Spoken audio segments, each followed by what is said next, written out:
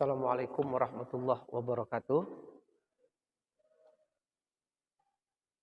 Alhamdulillah wassalatu wassalamu ala Rasulillah wa ala alihi wa sahbihi wa mawala amma ba'du. Bapak Ibu kaum muslimin hadirin sekalian, mari kita awali majelis ilmu kita ini dengan membaca basmalah. Bismillahirrahmanirrahim. Malam hari ini kita kembali berkumpul bersama-sama Bapak Ibu sekalian dalam suasana sore tadi hujan dan tetap kita akan melaksanakan kajian ilmu kita. Bapak-bapak yang saya muliakan, yang saya sudah hafal nih siapa yang bersandar di mana gitu. Ya, siapa yang bersandar di dinding mana ya. Nah, Bapak Ibu sekalian, di kesempatan ini kita tetap semangat ya membahas dan mengkaji ilmu. Di maghrib ini kita akan membahas kajian-kajian keagamaan yang sifatnya biasa dilakukan atau yang biasa terjadi dalam keluarga rumah tangga muslim. Di dalam rumah tangga muslim ada praktek-praktek yang terjadi yang mesti harus kita bahas. Pembahasan itu dalam rangka untuk mendudukkan apakah itu boleh atau tidak boleh. Dan banyak hal-hal yang dalam pikiran kita dianggap benar, dianggap betul, tapi ternyata tidak sesuai dengan aturan yang ditetapkan oleh Islam. Itulah guna pengajian-pengajian yang kita lakukan ini. Jadi kajian yang kita bawa setiap Selasa maghrib ketiga setiap bulannya, seperti sekarang ini adalah pembahasan yang sifatnya aplikatif, sifatnya dipraktekkan. Dan kita ini telah berada di bulan Rajab. Ya, bulan Sabtu, Ahad, Senin, Selasa. Sekarang sudah Rabu nih. Jadi sekarang sudah dianggap hari Rabu karena pertukaran hari di bulan Hijrah itu waktunya di maghrib tadi. Jadi begitu azan maghrib, maka sudah berubah hari, sekarang sudah terhitung hari Rabu. Kalau di kalender Masehi, baru bertukarnya nanti setelah jam 12 malam titik 00. Nah, untuk malam hari ini Bapak Ibu sekalian, kami akan sampaikan dulu satu permasalahan dalam rumah tangga muslim. Nanti akan kita perbanyak tanya jawabnya. Karena dengan tanya jawab ini biasanya pertama suasananya lebih hidup. Yang kedua ada respon tentang pembahasan yang sedang kita bicarakan. Nah, kami awali dengan satu peristiwa dalam rumah tangga muslim dan ini biasa dilakukan. Jadi begini Bapak Ibu sekalian, ya. Ada seseorang yang memiliki anak 3 orang, laki-laki, laki-laki, laki-laki. Jadi ketiganya laki-laki. Beradik-adik kandung 3 orang laki-laki. Kemudian ia punya seorang ayah. Punya seorang ayah dan ibunya sudah wafat. Jadi tinggal ayahnya saja lagi. Ketiga anaknya sudah berkeluarga, Pak. Sudah berkeluarga dan sang ayah ini berada di ujung usia lanjut yang sering sakit-sakitan. Masuk rumah sakit, keluar rumah sakit. Tidak lama di rumah dirawat-rawat, masuk rumah sakit lagi. Kita menyebut bolak-balik masuk rumah sakit. Dari 3 orang adik beradik kandung ini Pak, ternyata yang senantiasa selalu yang merawat, menjaga ayahnya ini cuma 1 orang Pak. Dua orangnya kalaupun dikatakan tidak pernah, jarang lah. Jadi hanya satu anak laki-laki yang paling kecil ini saja yang merawat ayahnya. Dia yang bawa ke rumah sakit, dia yang jaga, dia yang rawat. Nanti kalau pulang ke rumah dia lagi yang rawat. Sementara yang dua anak ini jarang. Ya, nengok-nengok jauh sajalah. Apa yang terjadi? Di sini mulai, Pak. Di sini mulai kajian hukum keluarga Islam. Tiba-tiba di ujung usia sang ayah tadi berkata kepada anaknya, "Nak, karena engkau yang selalu merawat ayah, menjaga ayah, maka ayah berikan kepada engkau 1 buah mobil dan tanah 30 kali 30. Jadi anak yang soleh tadi, Pak, yang rajin merawat dia nih, Pak, oleh ayahnya, nih ayah kasih kamu 1 buah mobil dan tanah 30 kali 30. Kemudian ayahnya wafat. Wafat ayahnya.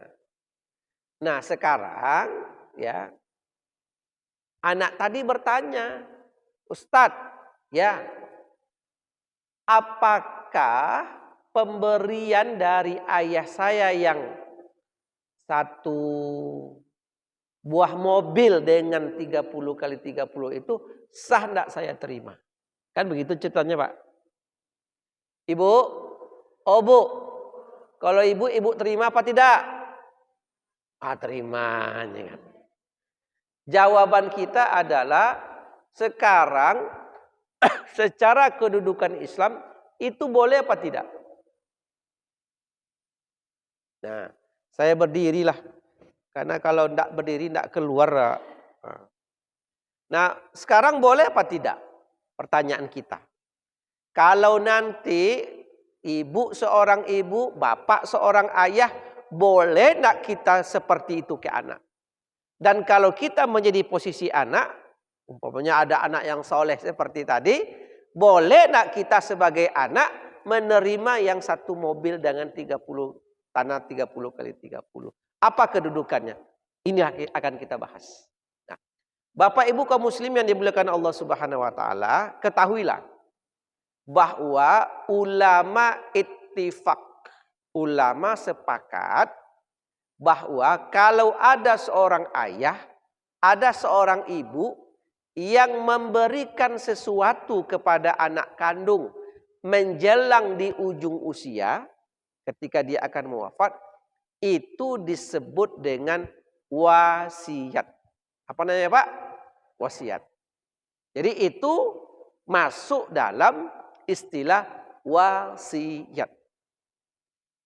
Karena itu adalah wasiat, maka berlaku hukum dan ketentuan wasiat.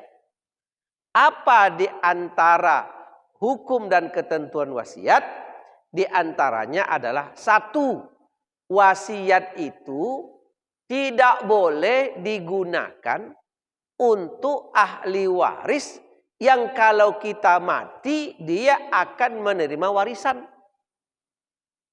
Dari 3 orang anak laki-laki tadi, 1 anak soleh ini, maka anak soleh ini diberikan oleh ayahnya harta tadi, itu tidak boleh. Tidak boleh, Pak. Jadi wahai ayah, wahai ibu, apabila ayah bunda memiliki anak yang soleh, yang patuh kepada orang tuanya, yang merawat ayah ibunya, boleh tidak anak ini dikasihkan hadiah berupa harta? Jawabannya tetap tidak boleh. Ustadz, jadi bagaimana kita ingin membalas kebaikan anak yang soleh ini? Bagaimana kita ingin mengucapkan terima kasih ke anak yang soleh ini? Bapak Ibu, biarlah anak soleh itu mendapatkan pahala dari Allah Subhanahu wa taala, bentuk bakti dia kepada kita sebagai ayah ibu. Kalau kita sebagai anak, wahai anak yang soleh, wahai anak yang berbakti kepada ayahnya, wahai anak-anak yang berakhlak mulia, kamu wahai anak soleh, kalau ada ayahmu, ada ibumu memberikan sesuatu kepada kamu berupa harta, bahagian dari hartanya karena kamu anak soleh, dan ia berwasiat kalau nanti saya mati ini untuk engkau, maka wasiat seperti itu diabaikan saja karena itu tidak benar dan kita tidak berhak menerimanya. Dan wahai anak yang soleh, jangan sedikit pun kalian, sedetik dan sebersit apapun di pikiran kalian, ada keinginan untuk menukar kesolehan kalian dalam bentuk uang atau materi. Paham maksudnya, Pak? Jangan nanti ketika ayahnya wafat, ia berkata kepada saudara-saudara yang lain, saya lebih berhak mendapatkan harta yang banyak daripada kalian. Karena saya yang merawat ayah sampai wafat. Itu tidak boleh, tidak boleh, tidak boleh.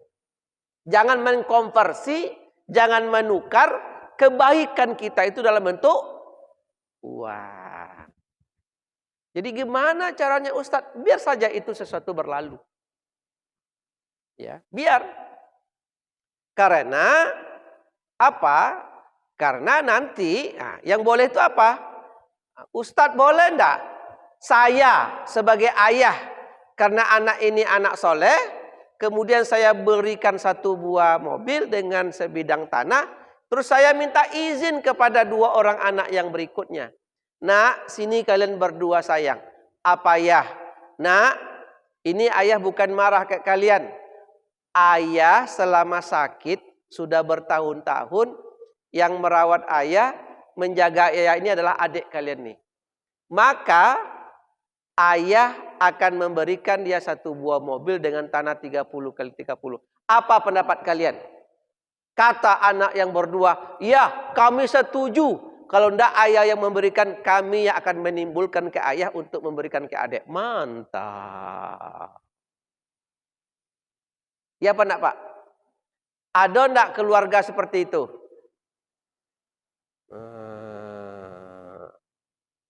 Atau anak soleh ini tidak menuntut apa-apa dari baktinya kepada ayahnya.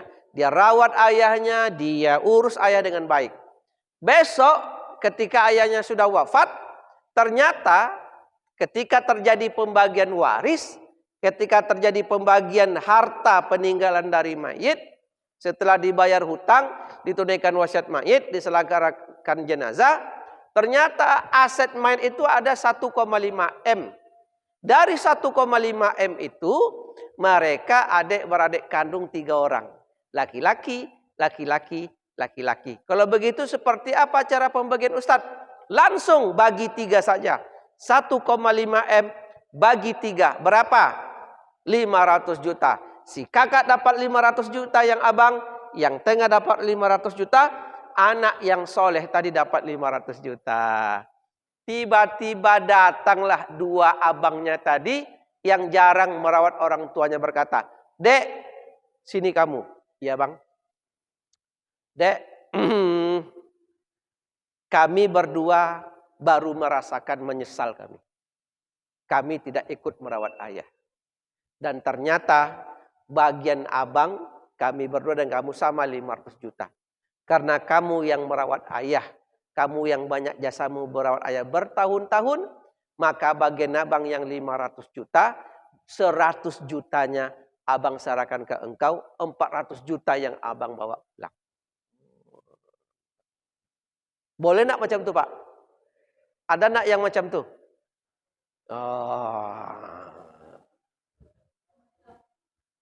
Kalau ada macam tu Pak Sorogoh nampaknya.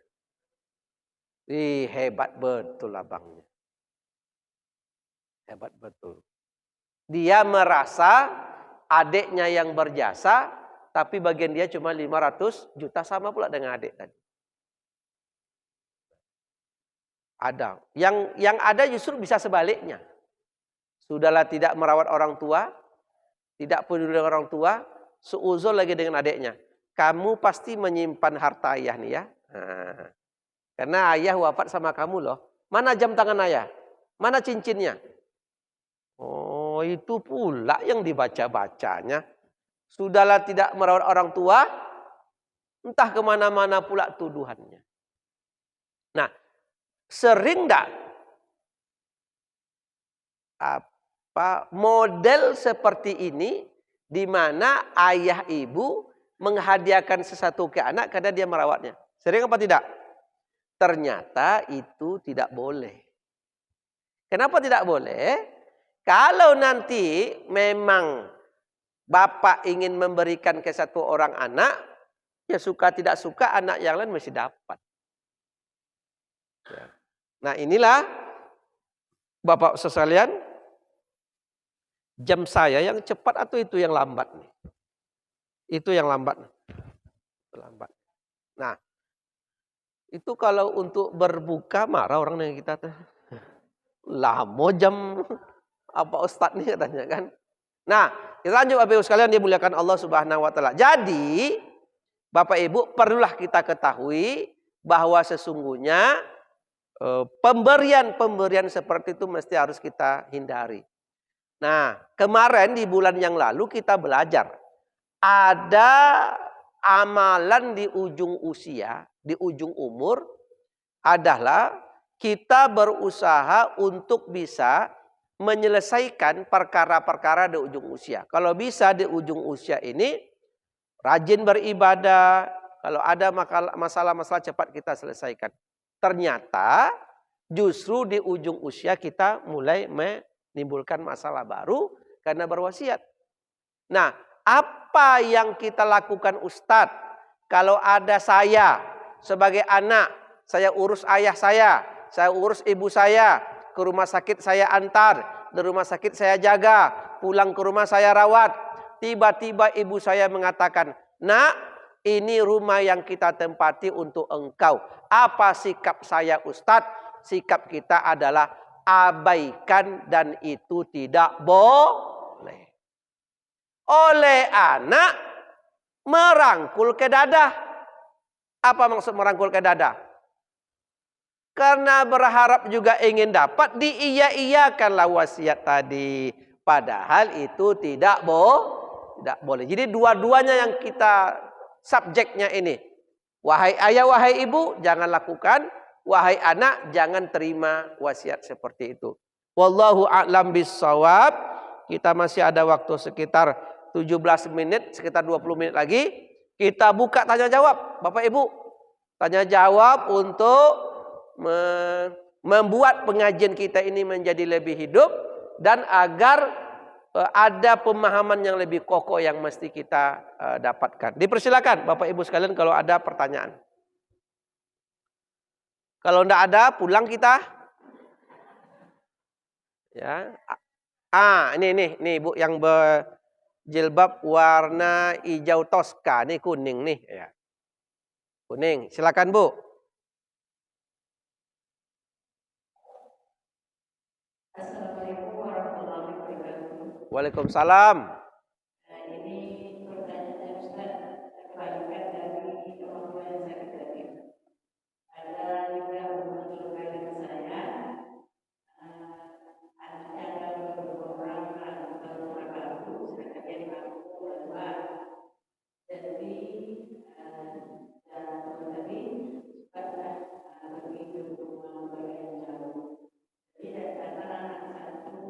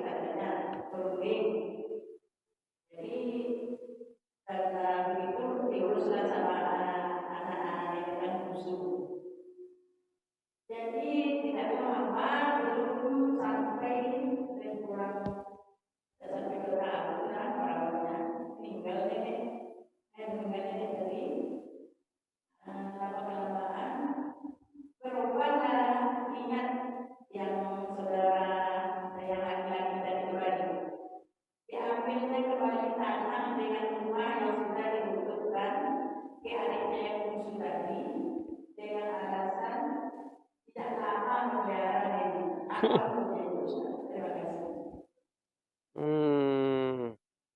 Kan rezeki dia lah kan. Bapak paham ceritanya Pak? Pak paham Pak? Le mengeroti cerita ibu kan enggak? Dan itu biasa dibuat oleh orang di kampung. Jadi anak ada 4-5 orang umpamanya. Kemudian ibu di kampung. Tidak ada yang merawat ibu, semua merantau. Akhirnya anak beranak ini sepakat.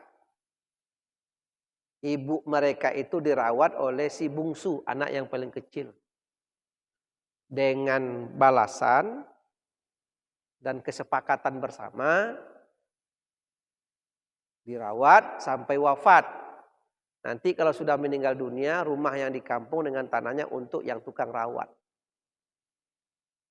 Ya, untuk yang tukang rawat. Ternyata perkiraan mereka, kenapa demikian besar tantangannya itu. Rumah dikasih dengan tanahnya. Kan luar biasa banyak itu. Perkiraan mereka, ini ibu akan dirawat bertahun-tahun. Mungkin 7 tahun, 10 tahun. Tidak ada yang sanggup. Oleh si bungsu sanggup. Ternyata 2 tahun umur nenek sama dia, meninggal ibu nih. Merasa rugi pula orang. Ibarat kerja dengan upah tidak serahasia gitu ya. Itu biasa dibuat di kampung-kampung. Ya. Nah, kalau dalam perspektif seorang anak, sebenarnya ada ndak ada rumah tuh dia mesti rawat ibunya. Ya Pak ya. Dijanjikan oleh saudara kandungnya atau tidak, dia rawat ibunya. Itu sebenarnya jadi ukuran. Hati-hati juga ya. Innamal a'malu binniyat. Sesungguhnya amalan tergantung niat. Apa motivasi seorang anak merawat ibu? Kalau motifnya ingin mendapatkan harta waris, oh hati-hati tuh. Berarti sama dengan diupah. Ini sama saja dengan panti jompo berarti. Panti jompo kan membayar orang. Ya, niat dulu, niat. Nah, kalau sang anak memang berniat hanya murni ikhlas merawat ayah ibunya, tetapi oleh saudara-saudara kandungnya dirundingkanlah bahwa aset untuk dia. Itu terserah mereka lah. Nah, sekarang perjanjian itu kan tergantung perjanjian dari awal. Tertulis apa tidak? Ada kesepakatan. Dan kesepakatan itu tidak boleh berubah karena ibu ini kan kalau ibarat untung-untung Pak, ternyata itu untung 2 tahun tuh. Kalau 3 bulan dirawat meninggal gimana? Itu ya. Rasanya antara lama merawat dengan rumah tanah yang diberikan tidak seimbang. Berubah pikiran abangnya nih. Kan begitu ceritanya nih. Ya. Maka di dalam kesepakatan itu kalau memang dibuat, kesepakatan itu sampai pada meninggal di rumah. Kapanpun dia meninggal. Kan soal ajal kan tidak bisa kita perkirakan dia. Jadi kalau ada kesepakatan tidak ada masalah. Al muslimuna ala surutihim. Orang-orang muslim boleh membuat kesepakatan di antara mereka boleh. Tidak masalah Ibu. Jadi kalau saudara kandungnya itu mengambil balik, mengambil balik, sang anak tetap niatnya jangan sampai berubah yang telah merawat ibu. Jangan sampai dikatakan, kalau begitu bang menyesal saya merawat ibu kemana? Jangan pula itu. Jadi walaupun ada saudara kandung yang menguangkannya seperti itu, tetap jaga niat. Innamal a'malu bin niat. Ya. Itu catatan itu penting, Bu. Jadi kalau saya tanya, kesepakatan itu tercatat apa tidak? Tidak tercatat ya. Hanya kesepakatan lisan ya. Lisan di antara mereka. Ini abang nih betul-betul lah nih. Terhimpit nak di atas, terkurung anak di luar. Itulah ini.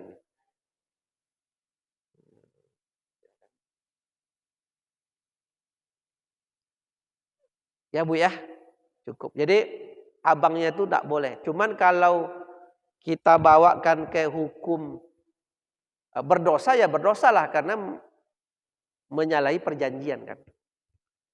Ya, berdosa melalui perjanjian. Bagaimana hukum negaranya Ustaz terhadap seperti itu? Susah kita karena perjanjian cuma lisan tidak tertulis. Wallahu a'lam bissawab.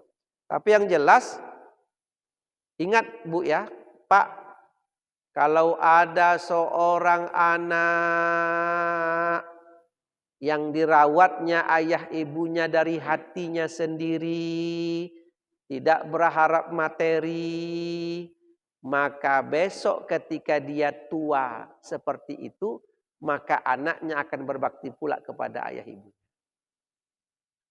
Tapi kalau ada seorang anak merawat ayahnya dengan berhitung-hitung duit, maka besok dia akan dapat anak yang merawat dirinya dengan berhitung-hitung duit. Akan seperti apa anak kita kelak di kemudian hari, tergantung seperti apa kita sekarang ke orang tua kita.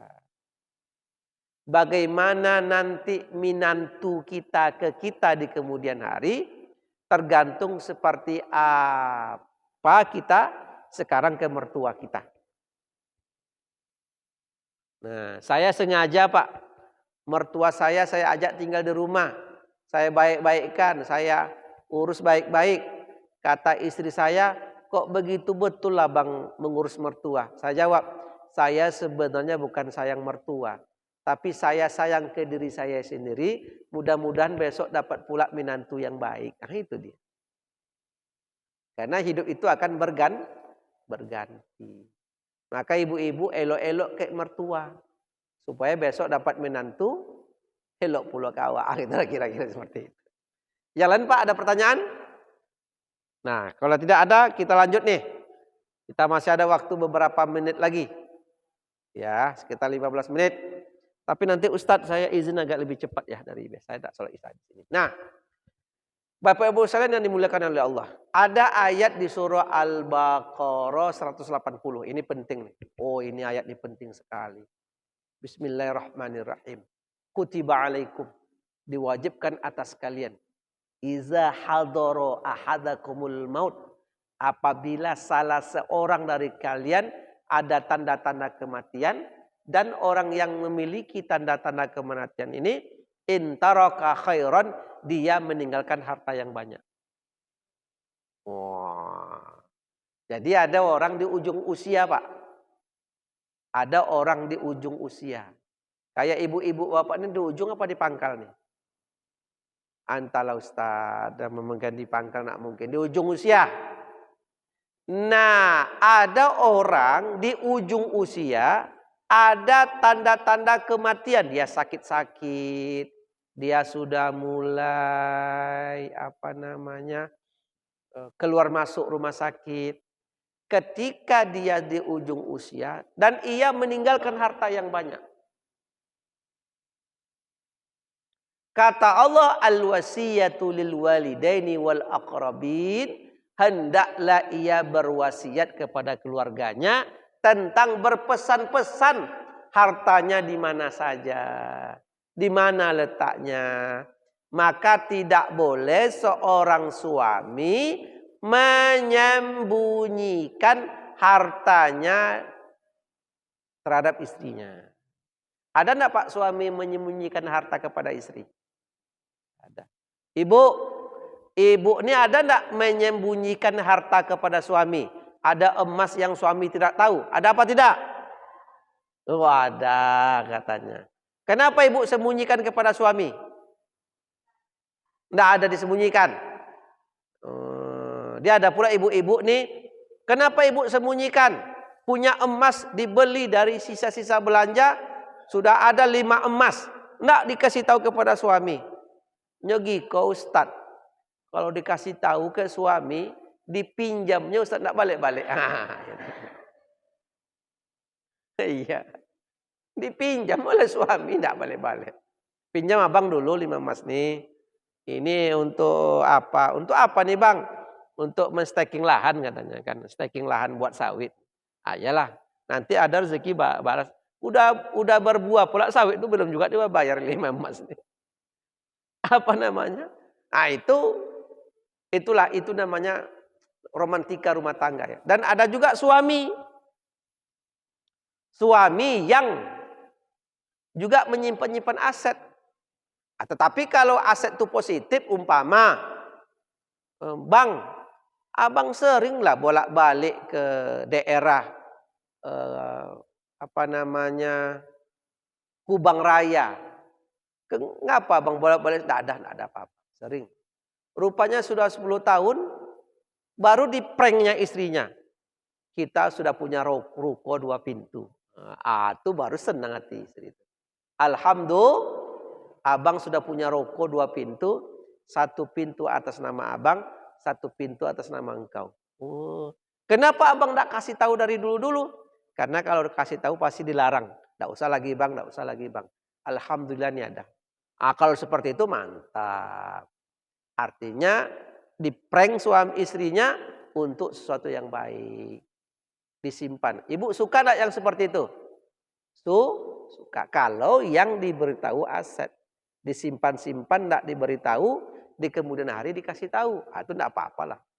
Tapi kalau dipranknya istrinya, ini siapa nih bang? Sekarang abang kasih tahu, ini istri muda bang. Itu jangan disimpan-simpan seperti itu. Kalau itu parah tuh. Ya. Nah, ya Bu ya, kalau itu janganlah. Nah, jadi kalaulah ada orang yang sampai berumur usia tapi dia meninggalkan harta, Pak, itu berwasiat, jangan sampai loss. Hati-hati nanti jadi masalah. Tapi kalau ada orang yang wafat di ujung usia, tapi asetnya 0, hartanya tidak ada, selesailah perkara. Karena ini adalah perkara-perkara yang terkait dengan peninggalan aset sehabis kita wafat. Dan Allah Subhanahu wa taala memang menyebutkan betul dalam Al-Qur'an tentang beberapa harta yang akan bisa menjadi fitnah. Harta yang bisa menjadi ujian. Maka boleh jadi orang sukses di ibadahnya, boleh jadi orang sukses dalam pelaksanaan kewajiban-kewajibannya kepada Allah, tapi terkait dengan harta, terkait dengan anak-anak, dia kemudian menjadi tidak bisa melakukan sesuatu sesuai dengan ketentuan Allah. Banyak orang Bapak Ibu sekalian, hartanya banyak, asetnya banyak, tapi anaknya tidak sekolah. Aset banyak, harta banyak, tapi ada anaknya tidak tahu agama. Aset banyak, harta banyak, tapi keluarganya itu tidak ada yang teratur. Narkoba, nauzubillah. Kalau pulang jam 3 malam, sering dipanggil oleh guru ke sekolah. Dia bisa mengancam ibunya, ibu, saya tidak akan sekolah kalau tidak dibelikan sepeda motor baru. Dibelikanlah demi anak. Tapi ketika dibelikan, ke sekolah tetap juga tidak. Ini memang yang menjadi khawatir kita sekarang ini. di masyarakat Kota Pekanbaru ini memberikan pendidikan kepada anak-anak itu menjadi berat. Saya Pak sebagai ayah, saya kan punya anak di rumah nih. Saya pergi ceramah kemana-mana. Jam 5.30 udah jalan. Maghrib, Isya tentu tak di rumah. Saya pesankan betul ke istri. Ini abang pergi ceramah. Pastikan nanti anak kita Maghrib, Isya berjamaah. Kalau laki-laki saya pastikan harus ke masjid. Kalau tidak, ini ceramah saya cancel. Saya akan laporkan ke pengurus masjid. Kenapa? Karena saya asik ceramah kemana-mana. Sementara benteng kita tidak terurus dengan baik Pak. Tidak bisa. Itu berat sekarang. Ya, pendidikan terhadap anak ini berat. Apalagi dengan maraknya penggunaan handphone kepada anak. Anak-anak kita kalau tak dikasih handphone dia merajuk. Kalau tak dikasih handphone dia menangis dia.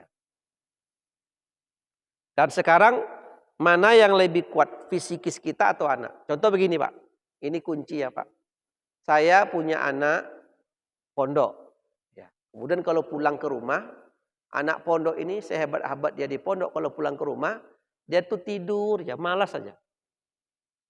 Nah, waktu kita bangunkan sholat subuh ke masjid, jadi mainnya bukan hanya sholat subuh Pak, tapi standar kita harus tinggi, sholat subuhnya ke masjid.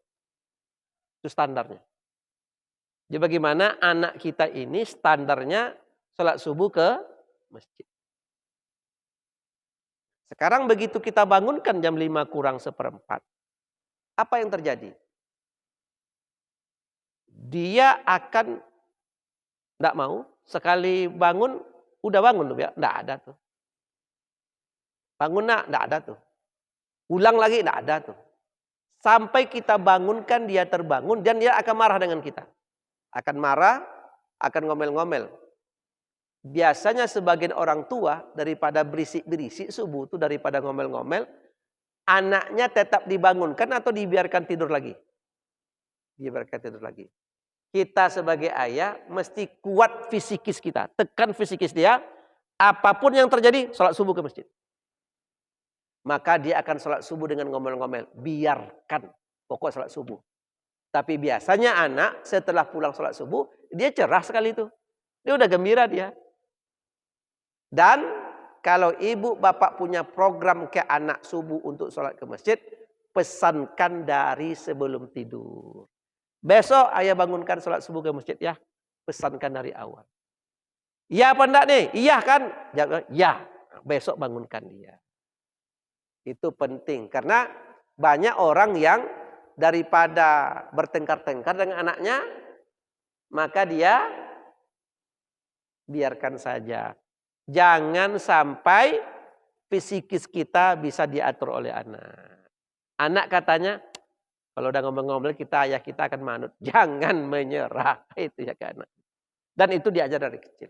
Bapak Ibu sekalian, ini yang dapat kami sampaikan. Saya izin agak lebih cepat, sekitar 4 menit dari biasa. Bapak Ibu, saya izin dulu Bu ya, pulang ya. Boleh apa tidak? Pokok boleh enggak boleh, malah pulang kita. Ya Pak Komandan, saya izin pulang dulu. Ya Pak Imam, mudah-mudahan ada hikmahnya buat kita bersama. Dan ini sudah bulan Rajab dan insya Allah kita akan ada satu pertemuan di bulan Februari ini. Karena kita akan masuk bulan Ramadan.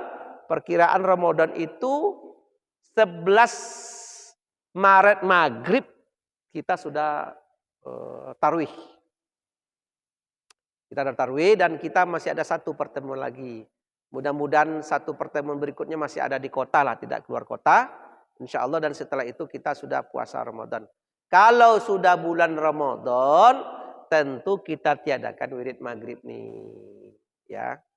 Wirid juga Bapak Ibu, wirid sendiri lagi. Ini tidak mungkin nih. Karena kita sudah berkegiatan untuk tarwih. Demikian Bapak Ibu. Bila taufik wal hidayah. Wassalamualaikum warahmatullahi wabarakatuh.